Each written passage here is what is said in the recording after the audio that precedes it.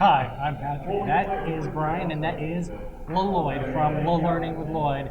We're at the Cloak and Blaster once again, and tonight we just got done playing Solmnium, Rise of Laputa.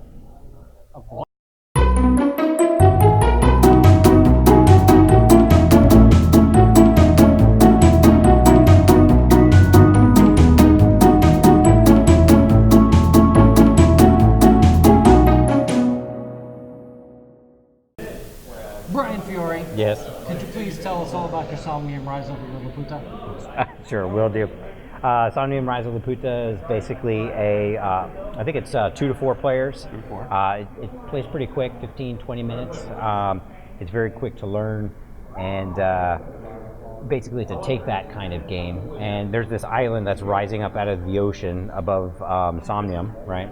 And all of the aristocrats and the royalty are now fighting over control of that island. And in order to do this, they have to gain influence over it, which is actually the win condition for the game. So the first player to get 20 influence will win the game immediately. Basically, every player has 3 cards, which are randomly dealt to them at the beginning of the game. During their turn, they will play 1 card, and there are 2 kinds of cards.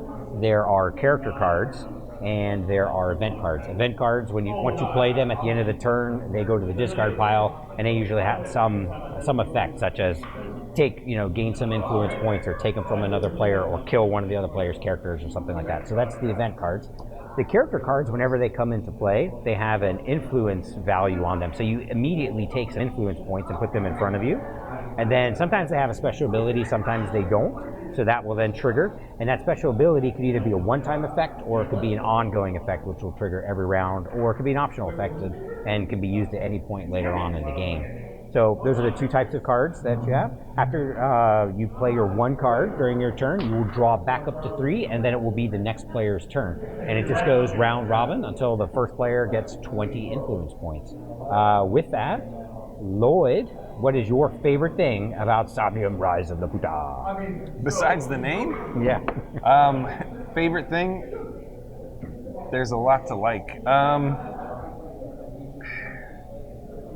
I like the speed. It's very fast. You are fond of speed. I am. It's a very quick, easy game. The rule sheet is literally a front and back, and most of the front and back is diagrams showing how the cards means all the iconography.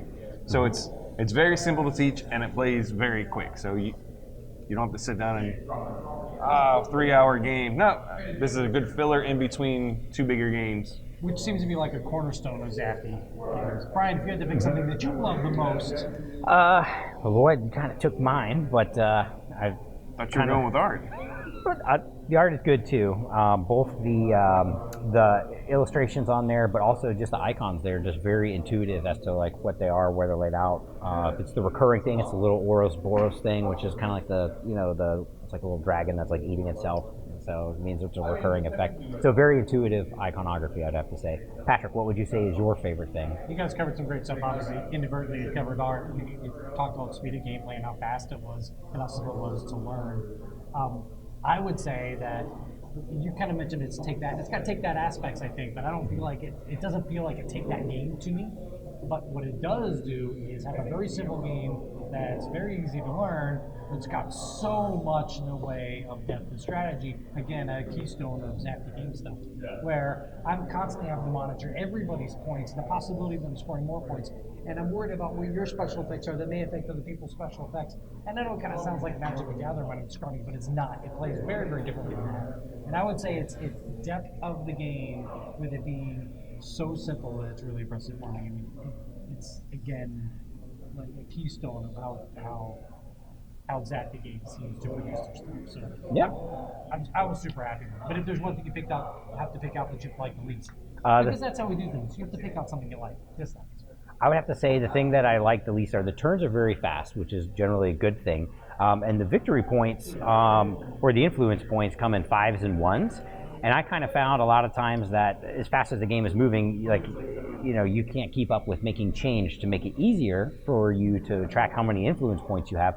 But then I was thinking, wait a minute, strategy-wise, do I actually want to make it easy to see how many points, or should I just have like this massive blue tokens? Because the other players, if they're looking over there, they don't know if I have 14 points, and then does that put me in the lead or not? You know what I mean? I don't think that's in the spirit of the game. It's not in the spirit. It's not in the spirit of the game. But with it named Laputa, I mean, Brian is a lawyer. yeah, That's true. Yes.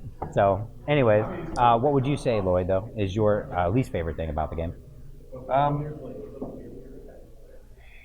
I had to pick one thing, it kind of turns into a pile on the leader, which Yeah, it does. that's kind of a hallmark of these types of games. When you're racing to a particular point value, it's he's at 16, he's in striking distance. Everyone kill him, everyone attack. The good news is that because the game plays so fast, even when that's happening, it's not setting you back to 0 and you're starting again like a munchkin or something where you can literally go from 19 down to like 5 in one turn. But anytime I can play a game where I can play with 2 or 3 other people and all of us can just pile on Brian, it makes the game that much better. I don't mind that. As long as I'm the first to pile on Brian. That means someone's piling on you. It means I Patrick know. gets sloppy seconds. I know. Oh, dear God. But the thing I'm going to pick out that I like the least is it seesaws with your points.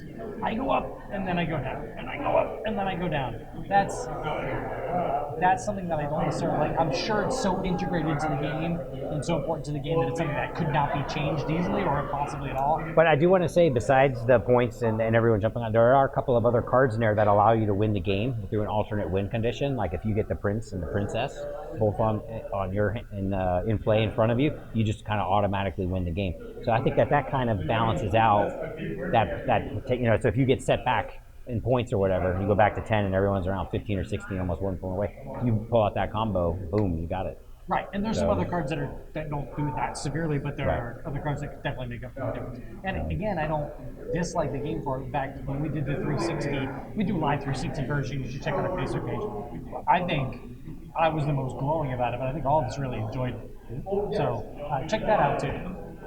Anyway, I'm Patrick. That's Brian. That is Lloyd. This is Solmnium, Rise of Laputa. And we're at the Cloak and Blaster once again. Come watch us again. Maybe Brian will be shirtless.